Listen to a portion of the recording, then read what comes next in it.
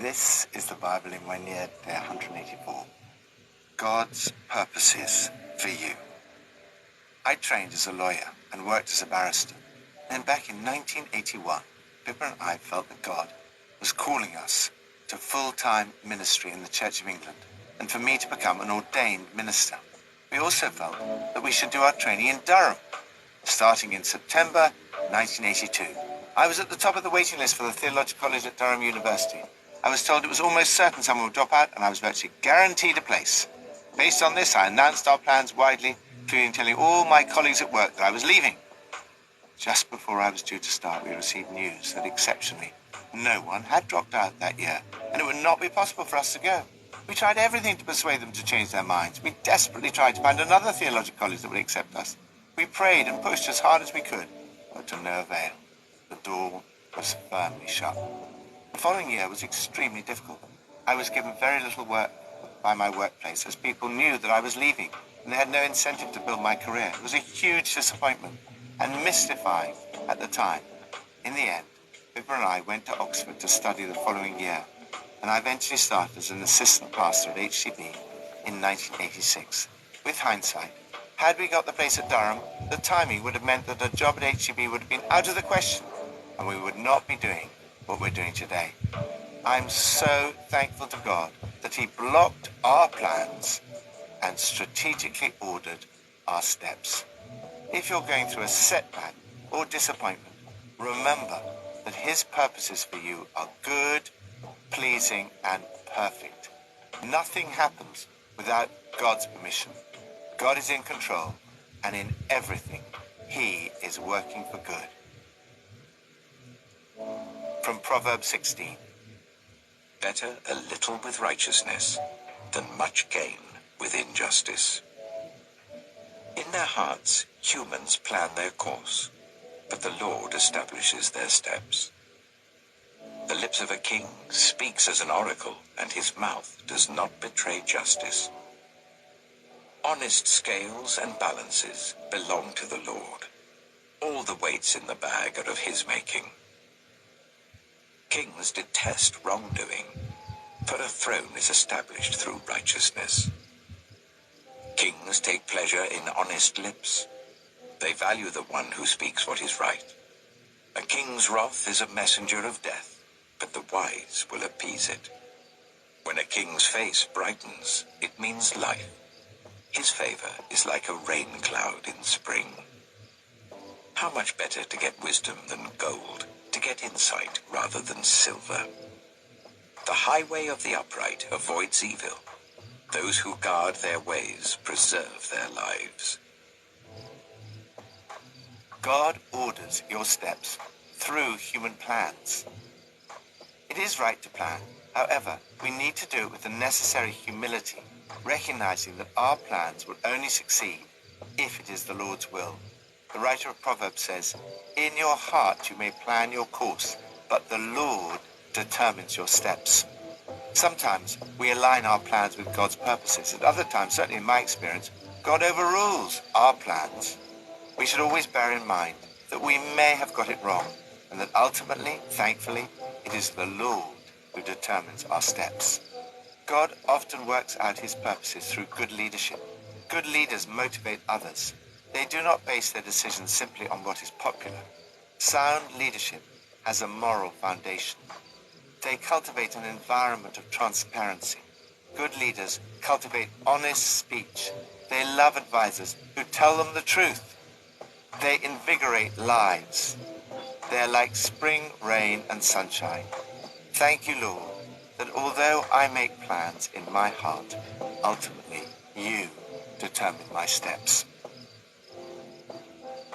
New Testament, from Acts 22 and 23. The crowd listened to Paul until he said this. Then they raised their voices and shouted, "Rid the earth of him, he's not fit to live." As they were shouting and throwing off their cloaks and flinging dust into the air, the commander ordered that Paul be taken into the barracks. He directed that he be flogged and interrogated in order to find out why the people were shouting at him like this. As they stretched him out to flog him, Paul said to the centurion standing there, Is it legal for you to flog a Roman citizen who hasn't even been found guilty?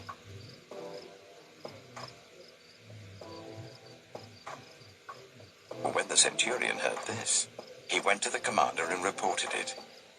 "What are you going to do?" he asked. "This man is a Roman citizen."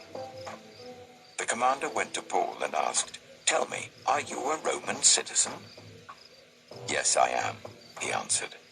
Then the commander said, "I had to pay a lot of money for my citizenship." "But I was born a citizen," Paul replied. Those who were about to interrogate him withdrew immediately. The commander himself was alarmed when he realized that he had put Paul, a Roman citizen, in chains. The commander wanted to find out exactly why Paul was being accused by the Jews. So the next day he released him and ordered the chief priests and all the members of the Sanhedrin to assemble. Then he brought Paul and set him before them.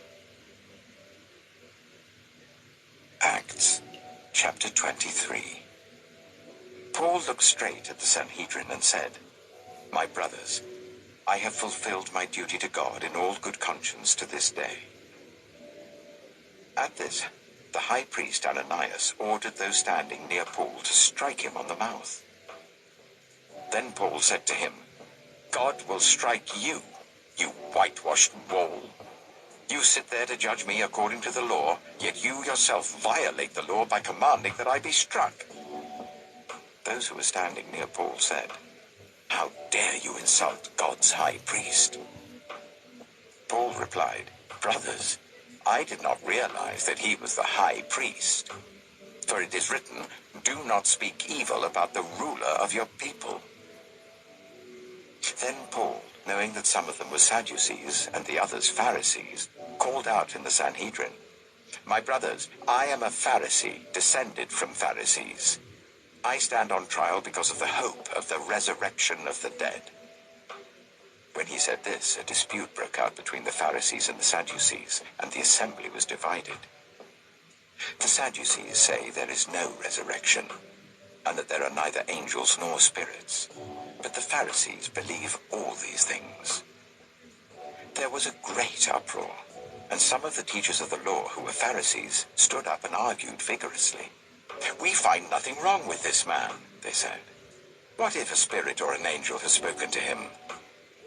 The dispute became so violent that the commander was afraid Paul would be torn to pieces by them. He ordered the troops to go down and take him away from them by force and bring him into the barracks. The following night, the Lord stood near Paul and said, "Take courage. As you have testified about me in Jerusalem, so you must also testify in Rome."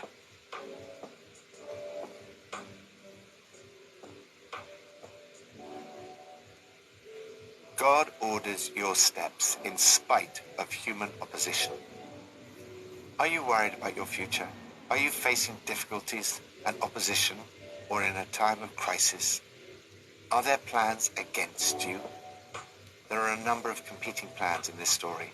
How do these interact with God's purposes? First, the crowd. The crowd plan to rid the earth of Paul. While it causes Paul hardship, ultimately it fails, because their plans are against God's purpose. Second, the commander. The commander, a man of military power, plans to have Paul flogged. Paul is taken to the torture chamber, but the plan fails because it's illegal to flog a Roman citizen before being convicted, and the commander had not realized that Paul was a Roman citizen. Third, the court. The religious authorities, the Sanhedrin, plan to kill Paul. Paul is taken to court and placed in the dock. He points out his innocence. Ananias ordered those standing near Paul to strike him on the mouth. Paul's response is, "God will strike you, you whitewashed wall." Then Paul manages to divide the tribunal, which consisted of Pharisees, who believe in the resurrection of the dead, and Sadducees, who did not. Paul decides to exploit their antagonism. Paul says, in effect, "Look, the reason I am on trial is that I am a Pharisee and believe in the resurrection of the dead." Fourth, the crises. In the midst of all this, Paul seeks to align his plans with God's plans. He was guided by God. He resolved in the Spirit to go to Jerusalem and then to Rome. However, in spite of this, he hit crisis after crisis. Paul must have wondered whether he had missed out on God's purposes. But in the middle of this crisis, the Lord stood near Paul and said, "Take courage. As you have testified about me in Jerusalem, so you must also testify in Rome." As with Paul, God will strategically order your steps. The sovereignty of God means that we don't have to worry about the ultimate outcome. God is in complete control, even though it may not always be easy to see it at the time. God's purpose is that you, like Paul, should be a witness.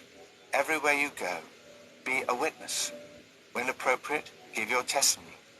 Even when you're not speaking, your life is a testimony. Don't wait until all is going well. In fact, in times of difficulties, sometimes your testimony is at its most powerful. Lord, give me the same courage you gave to the Apostle Paul to testify about you wherever I go.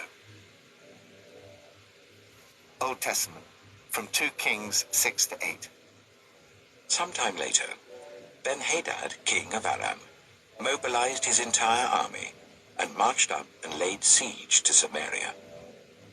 There was a great famine in the city. The siege lasted so long that a donkey's head sold for 80 shekels of silver, and a quarter of a cab of seed pods for 5 shekels. As the king of Israel was passing by on the wall, a woman cried to him, "Help me, my lord the king." The king replied, "If the Lord does not help you, where can I get help for you? From the threshing floor? From the winepress?" Then he asked her, "What's the matter?" She answered, "This woman said to me, 'Give up your son, so that we may eat him today, and tomorrow we'll eat my son.' So we cooked my son and ate him. The next day I said to her, 'Give up your son, so that we may eat him.' But she had hidden him." When the king heard the woman's words, he tore his robes. As he went along the wall, the people looked, and they saw that under his robes he had sackcloth on his body. He said, "May God deal with me, be it ever so severely, if the head of Elisha, son of Shaphat, remains on his shoulders today." Now Elisha was sitting in his house, and the elders were sitting with him. The king sent a messenger ahead, but before he arrived, Elisha said to the elders, "Don't you see how this murderer is sending someone to cut off my head? Look, when the messenger comes, shut the door and hold it shut against him. Is not the sound of his master's footsteps behind him?" While he was still talking to them, the messenger came down to him. The king said, "This disaster is from the Lord. Why should I wait for the Lord any longer?" 2 Kings chapter 7. Elisha replied, "Hear the word of the Lord. This is what the Lord says. About this time tomorrow, a seah of the finest flour will sell for a shekel, and 2 seahs of barley for a shekel at the gate of Samaria."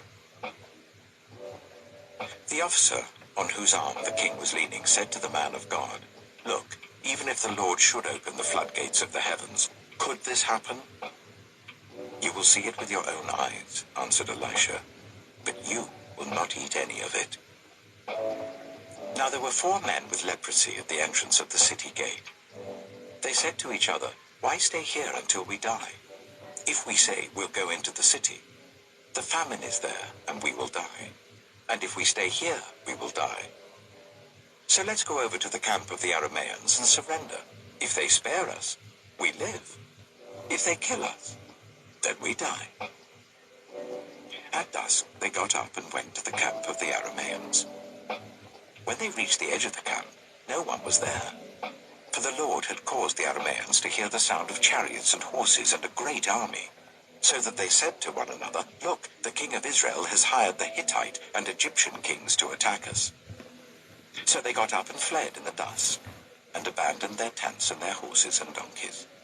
They left the camp as it was and ran for their lives. The men who had leprosy reached the edge of the camp, entered one of the tents, and ate and drank. Then they took silver, gold, and clothes and went off and hid them, They returned and entered another tent, and took some things from it, and hid them also. Then they said to each other, "What we're doing is not right. This is a day of good news, and we're keeping it to ourselves. If we wait until daylight, punishment will overtake us. Let's go at once and report this to the royal palace." So they went and called out to the city gatekeepers and told them, "We went into the Aramean camp, and no one was there, not a sound of anyone. Only tethered horses and donkeys, and the tents left just as they were." The gatekeepers shouted the news, and it was reported within the palace. The king got up in the night and said to his officers, "I will tell you what the Arameans have done to us. They know we are starving. So they have left the camp to hide in the countryside, thinking they will surely come out, and then we will take them alive and get into the city." One of his officers answered, "Make some men take 5 of the horses that are left in the city. Their plight will be like that of all the Israelites left here. Yes, they will only be like all these Israelites who are doomed. So let us send them to find out what happened." So they selected 2 chariots with their horses, and the king sent them after the Aramean army. He commanded the drivers, "Go and find out what has happened." They followed them as far as the Jordan, and they found the whole road strewn with the clothing and equipment the Arameans had thrown away in their headlong flight. So the messengers returned and reported to the king. Then the people went out and plundered the camp of the Arameans. So a seah of the finest flour sold for a shekel, and 2 seahs of barley sold for a shekel, as the Lord had said. Now the king had put the officer on whose arm he leaned in charge of the gate, and the people trampled him in the gateway, and he died, just as the man of God had foretold when the king came down to his house. It happened as the man of God had said to the king, "About this time tomorrow, a seah of the finest flour will sell for a shekel, and 2 seahs of barley for a shekel at the gate of Samaria." The officer had said to the man of God, "Look, even if the Lord should open the floodgates of the heavens, could this happen?" And the man of God had replied, "You will see it with your own eyes, but you will not eat any of it." And that is exactly what happened to him, for the people trampled him in the gateway, and he died. 2 Kings, chapter 8. Now Elisha had said to the woman whose son he had restored to life, "Go away with your family and stay for a while wherever you can, because the Lord has decreed a famine in the land that will last 7 years." The woman proceeded to do as the man of God said. She and her family went away and stayed in the land of the Philistines for 7 years. At the end of 7 years, she came back from the land of the Philistines and went to appeal to the king for her house and land. The king was talking to Gehazi, the servant of the man of God, and had said, "Tell me about all the great things Elisha has done." Just as Gehazi was telling the king how Elisha had restored the dead to life, the woman whose son Elisha had brought back to life came to appeal to the king for her house and land. Gehazi said, "This is the woman, my lord the king, and this is her son, whom Elisha restored to life." The king asked the woman about it, and she told him. Then he assigned an official to her case and said to him, "Give back everything that belonged to her, including all the income from her land from the day she left the country until now." Elisha went to Damascus, and Ben-Hadad, king of Aram, was ill. When the king was told, "The man of God has come all the way up here," he said to Hazael, "Take a gift with you, and go to meet the man of God. Consult the Lord through him. Ask him, 'Will I recover from this illness?'" Hazael went to meet Elisha, taking with him as a gift 40 camel loads of all the finest wares of Damascus. He went in and stood before him and said, "Your son Ben-Hadad, king of Aram, has sent me to ask, 'Will I recover from this illness?'" Elisha answered, "Go and say to him, 'You will certainly recover.' Nevertheless, the Lord has revealed to me that he will in fact die." He stared at him with a fixed gaze until Hazael was embarrassed. Then the man of God began to weep. "Why is my lord weeping?" asked Hazael. "Because I know the harm you will do to the Israelites," he answered. "You will set fire to their fortified places, kill their young men with the sword, dash their little children to the ground, and rip open their pregnant women." Hazael said, "How could your servant, a mere dog, accomplish such a feat?" "The Lord has shown me that you will become king of Aram," answered Elisha. Then Hazael left Elisha and returned to his master. When Ben-Hadad asked, "What did Elisha say to you?" Hazael replied, "He told me that you would certainly recover." But the next day he took a thick cloth, soaked it in water, and spread it over the king's face so that he died. Then Hazael succeeded him as king. God orders your steps through human agents. God often works out his purposes through human agency. The suffering of the people of Samaria was almost unbearable. Famine, high inflation, food prices soaring astronomically, and even cannibalism resulting. The king of Israel made a pathetic excuse for not helping the woman who cried to him. "Help me, my lord, the king." He replied, "If the Lord does not help you, where can I get help for you?" This is the wrong reaction. The sovereignty of God and his plans is not meant to be an excuse for human inaction. God works through human agents. When you see needs, you are called to be God's hands, responding to those needs. This is what Elisha did. God used Elisha. He prophesied, "Listen, God's word, the famine's over. This time tomorrow food will be plentiful." God used 4 men with leprosy who discovered where this plentiful food was. As they ate and drank, they said to each other, "We're not doing right. For this is a day of good news and we're keeping it to ourselves." Food prices dropped overnight. Every word Elisha had spoken proved true. The world produces enough food for everyone, yet 1 in 8 people on this planet are living with the pain of hunger. If we simply feed ourselves, we're not doing right. We must do everything we can to bring an end to extreme poverty in our generation.